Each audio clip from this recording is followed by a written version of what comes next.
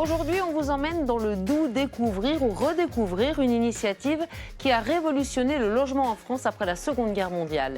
Les maisons Castor, des maisons co-construites par leurs habitants.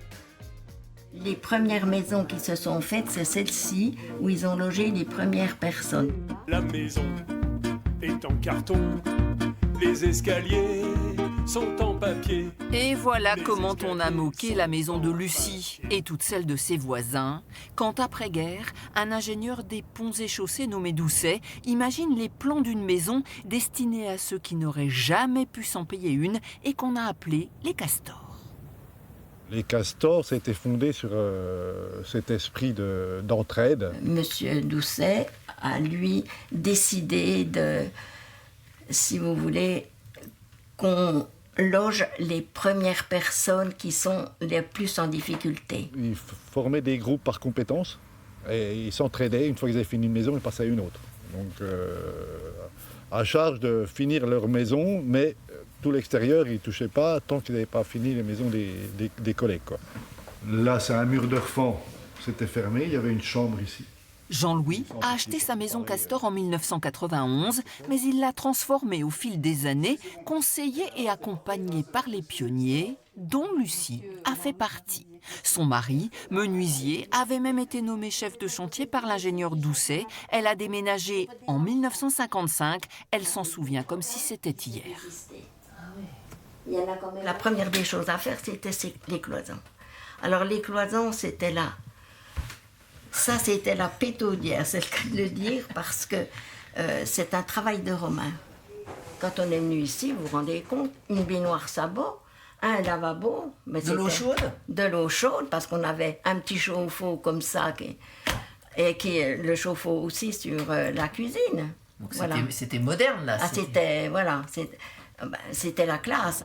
70 maisons Castor ont été construites à Besançon et l'idée de la solidarité entre habitants y est restée attachée. Et Olivier, quand il s'est installé, il est venu, t'es venu chez moi. Avant de faire les travaux. Avant de faire les travaux, il a acheté un œil. Peut-être que tu es allé aussi chez les voisins. On est allé chez Michel et Gisèle. Et si l'association d'origine a disparu, d'autres ont vu le jour pour faire perdurer les systèmes d'entraide autour d'un jardin partagé ou de l'installation mutualisée de panneaux photovoltaïques.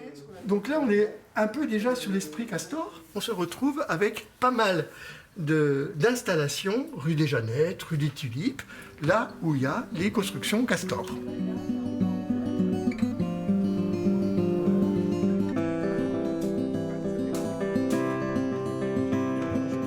Dans les projets à venir. Les projets à venir, l'histoire des endives. L'histoire des endives, il va falloir les arracher. Les arracher quand?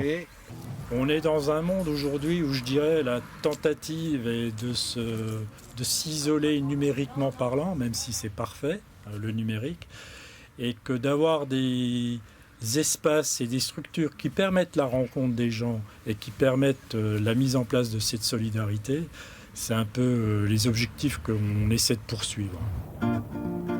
On avait dit que c'était des maisons en carton. Et ces maisons Castor, elles sont toujours en vie, vous voyez, puisque voilà, là, 70 ans que je suis là. Il y avait une drôle de maison.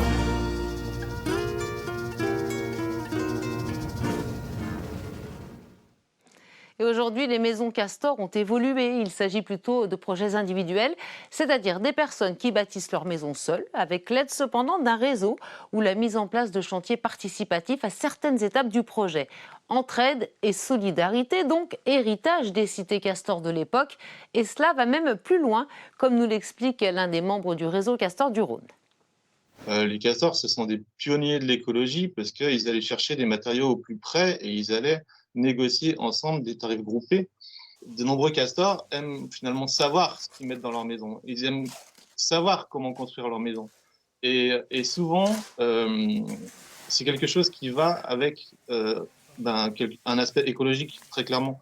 On a beaucoup de maisons, par exemple en construction paille, ou des gens qui vont faire des enduits terre eux-mêmes. C'est souvent lié effectivement à une démarche environnementale. Et au final, les castors, c'est une grande famille. Dans les années 50, une union nationale des castors a même été créée. Elle fédère des associations plus ou moins indépendantes et réparties sur l'ensemble du territoire. Cette confédération compte aujourd'hui près de 50 000 adhérents et continue de grandir dans la bienveillance. Nous, au niveau de l'association, on est fermé à personne. C'est-à-dire qu'on ne portera pas de jugement sur un projet. Chacun a sa place. À partir du moment où la personne a envie de construire quelque chose, il a bien sa place chez nous et il peut tout à fait participer, profiter des actions et de tous les services qu'on peut proposer. Un projet Castor, c'est avant tout un projet humain.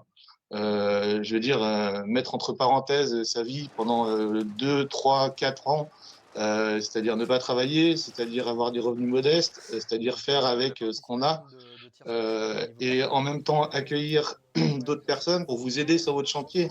C'est avant tout une aventure humaine. Voilà, et si vous vous sentez l'âme d'un castor et que vous voulez vous lancer dans l'autoconstruction, l'autorénovation ou même simplement faire des travaux, n'hésitez pas à consulter le site des associations castors de votre région. Vous trouverez tous les outils nécessaires pour réaliser votre habitat dans les meilleures conditions.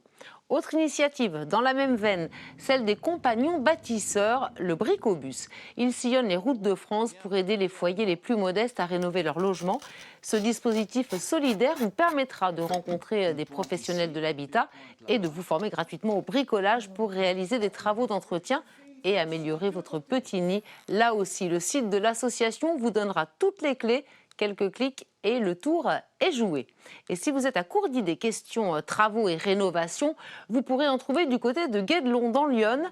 Là-bas, c'est un château que l'on construit avec les seules techniques du XIIIe siècle. Le chantier a débuté il y a près de 30 ans et là aussi, c'est une belle aventure humaine. Passez une excellente journée sur notre antenne.